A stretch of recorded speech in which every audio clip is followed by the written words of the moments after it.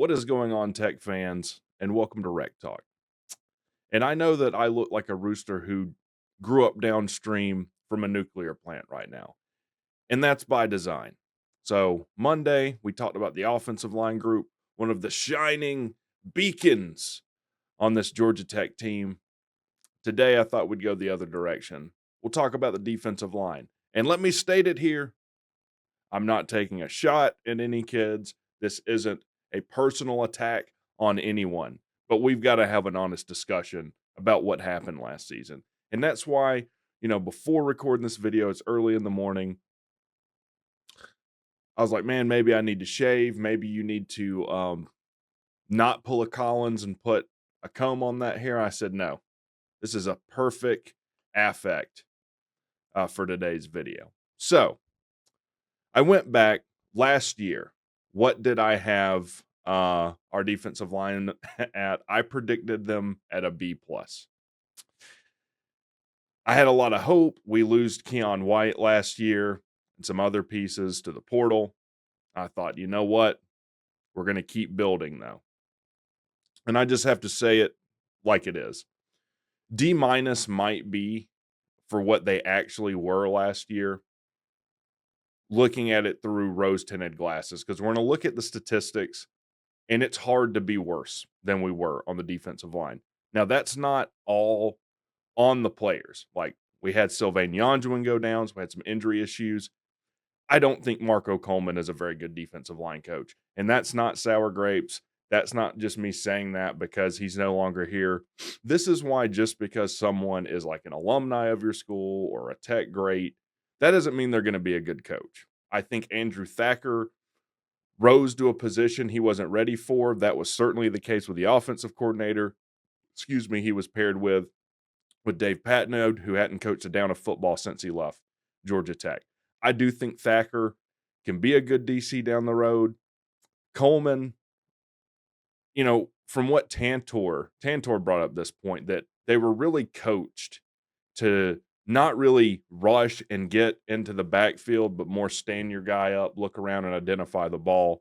And we see how that worked. So we almost played like zone rush defense. If I know that doesn't make sense, but that's kind of what we did with gap responsibility. We are infinitely better at the coaching staff. I think with Stan Tucci, Jess Simpson might be the best defensive hire we made on this staff. And if if you're going to make the best hire other than DC, you need it to be this defensive line group. We have Simpson coaching the tackles. I think Kyle Pope, I could be wrong, don't quote me on that, coaching the ends. But let's look at these stats because this D minus isn't coming out of nowhere. 2023 in sacks, we were 12th in the ACC. I think only Boston College and Virginia were worse. We had 21 sacks. They were somewhere around there. I think Virginia might have even had average like a sack a game. And we were 105th in the nation.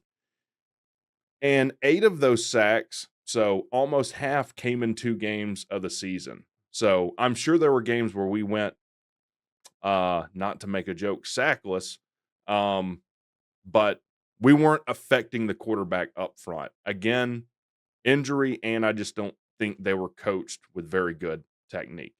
I do think there is talent on the defensive line. Rush defense, and I actually think this stat doesn't include the bowl game. I think with the bowl game, we were actually 131 in the country. There's only 1 or 2 teams that were worse at rush defense. Obviously, linebacker play goes into that, but it starts with your front 4, front 3, or front 5, whatever defensive front you're working with. And we were the worst Power 5.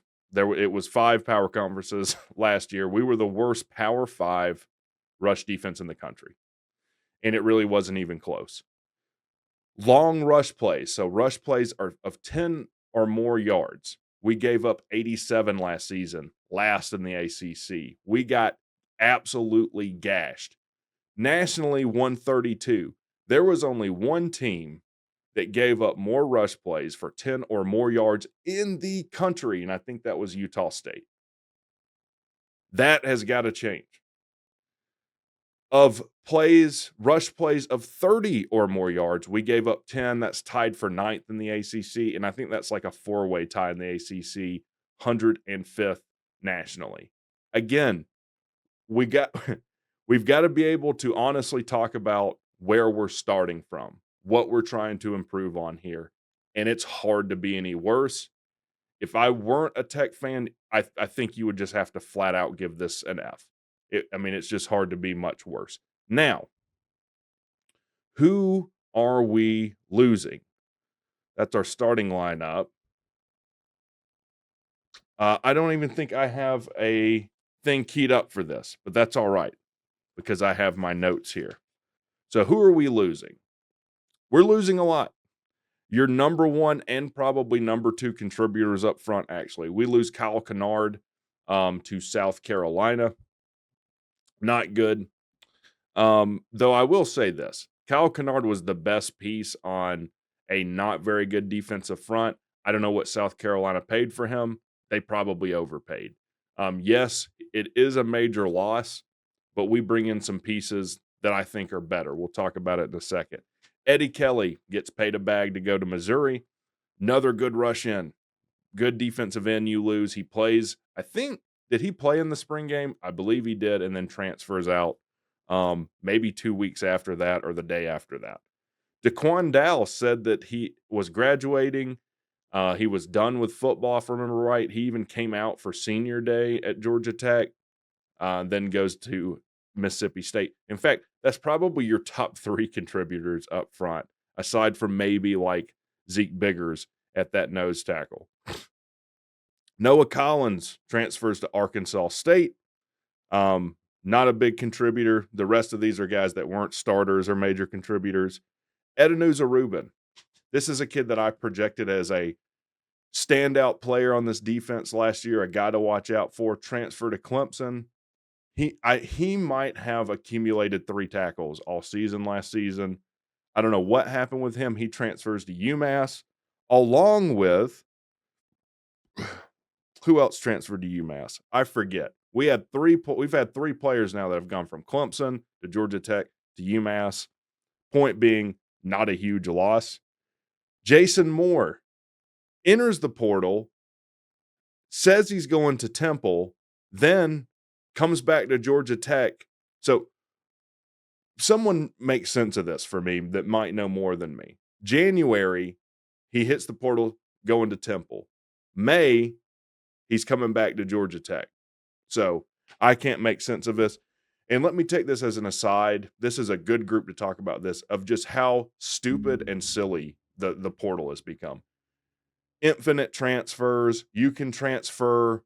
We've had 2 players. Let's talk about, we'll talk about that when we get into the transfer portal. But we've had 2 players that transferred into player spring game that left, never played a down of football other than the spring game at Tech. Other than injury and medically retired, that's probably a first that I've ever heard of. We lose everyone but one of the defensive linemen we signed in the 2023 class. So we lose Bryson Dixon. He goes to South Alabama. Malcolm Pugh, he goes to Louisiana Tech. Ayo DeFosse goes to Charlotte. So Ayo DeFosse and Jack Barton. Jack Barton goes to UConn. Those are the 2 kids that transferred in from the spring game. Ayo DeFosse was a kid I was kind of high on, came from Florida State, young kid, and then they immediately transferred out. I don't know what happened there. Maybe they didn't mesh with Santucci. Maybe they assumed they were just going to come in and start right away, and that wasn't the case. I don't know. Either way, probably not a huge loss either, other than just numbers were kind of thin. Jack Barton looked a little bit small to me. Whatever. Who do we get? First and foremost, Romello Height. Romello Height, 4-star recruit out of Dublin, Georgia. 3-star transfer. He is at his 3rd school, though. So he went Auburn. Let's see, he signed with Auburn 2020, USC 2022, and Georgia Tech 2024. Now, he did last season have 12 solo tackles, 9 assists, and a forced fumble. I saw him at Fan Day. He looks like the Hulk. I mean, he just looks like a specimen. And again, I've never seen him play a down of football at Georgia Tech. And admittedly, I've never seen him play a down of football, period. I haven't gone back and looked at, highlights of these guys. I don't even think that's very helpful anyways. But I do think Tech brings him in to be a contributor day one. I mean, while this is where you need the most help on your defense. I'm excited about Romello Height. He will have 2 years of eligibility too, so that's nice. Thomas Gore comes in from Miami. Now, interesting with him, he was a 2-star high school prospect, 3-star transfer, goes to Georgia State in 2019, and really shows up and shows out. Great stats. Honorable mention, all Sun Belt, was the highest graded interior defensive lineman in the PFF ratings. So really good 3 years at Miami or at Georgia State. Then he goes to Miami. I asked around, was there an injury issue? Did he just fall in the depth chart? I'm not really sure. I think he had like 5 recorded tackles while I was there and maybe a forced fumble. Either way, this is a kid that can come in and help day one, too. Had success at Georgia State. Obviously, I don't know what happened at Miami, but we need pieces there. I imagine he's going to be a contributor day one as well. Now, who else do we get? Ooh, I tell you who we hadn't talked about. The third big one, Jordan Vandenberg. A kid that squatted like 600 and some odd pounds. Really strong kid. 3-star prospect. Actually lived in South Africa till he was 10, then came over to Georgia, balled out in Georgia high school ball. He has 2 years of eligibility. By the way, Thomas Gore has 1 year of eligibility. Didn't see the field a ton, was a kind of a reserve player at Penn State, but that's a really good Penn State defense. That's another now second tackle that I think can come in and help you day one as well. And a kid that's, from what I can tell, super academically squared away. So now let's talk about the starting lineup. And look, we've got a lot of new faces in here, so I could be totally wrong. If someone's left off, I'm not trying, to hurt your feelings or anything. This is just from what I can see. At your rush end, so your rush end's probably going to be your more athletic, faster end. I think that's between Romello Height and Sylvain Yonduin. Evidently, Sylvain Yonduin has gone from 230 to 260. He's put on weight. He's faster. He's 100%. And look, you're going to have people rotated in. So there will, I'm sure, be starters listed, but there's going to be a lot of people rotating in and out. And I think it's useful just to name your starting 2 guys at each position. At tackle, I think that's going to come down to Thomas Gore and Jordan Vandenberg, your 2 transfers. I think they're 2 guys that are game ready already. Again, I haven't seen them play a down of football, just from what I'm reading. At nose, there's nobody else. It's Big Zeke Biggers. He slimmed down a little, probably down to 320, 315 now. Looked good at Fan Day as well. Huge. He'll split time with Horace Lockett in that starting spot. And nose, well, not nose, but tackle, that's probably where we're the deepest at. I think we're okay at nose. The interior defensive line, I'm not as worried about. It's more at rush and end that we probably have more depth issues. But let's talk about end. Makia Scott, game ready. A lot of downs of experience at Georgia Tech. And Josh Robinson. Josh Robinson, his mother actually came up to me at Fan Day. Extraordinarily nice lady. Got a photo of me and Sea-Dog, and I'm like, gosh, we should be asking for a photo, with you. But Josh Robinson, a kid, more of a reserve player last year, but a kid, he's a senior this year, ton of experience. I expect to see him really step up in this rotation, and we really need some people to step up, especially at the end. But I think he'll split time at the starting spot with Makia Scott.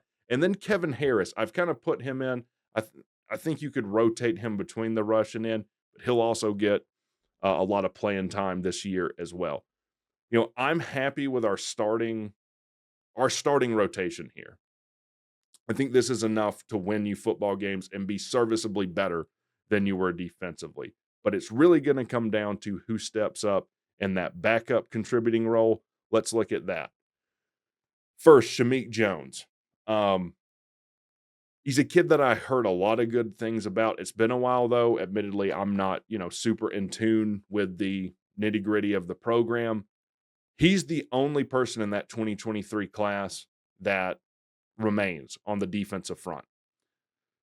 I think he's definitely a kid that could step up, make waves at the tackle position, along with redshirt freshman Cade Adams. So Shameik Jones will be a redshirt sophomore this year. Cade Adams, redshirt freshman. And I'm putting him on here just from what I saw in the spring game. He was rotating in with the twos. He's just a guy that gets after the football. Like, he might not have the most eye-popping metrics that come out at you, but dang it, wherever the ball is, you find Cade Adams. So I expect him to be a kid that contributes. Landon Marshall, true freshman. So let's talk about two true freshmen that I think could really step up. Tackle out of Alabama, a kid we beat Auburn for, and another guy that's just a physical specimen. It would be amazing, and I think he could do it to see him step up at the tackle position. Look out from Landon Marshall. And if we need anyone to step up that's young, true freshman, a Montre Bradford, a guy that we flipped out of Colorado last year, edge is where we're probably the weakest at.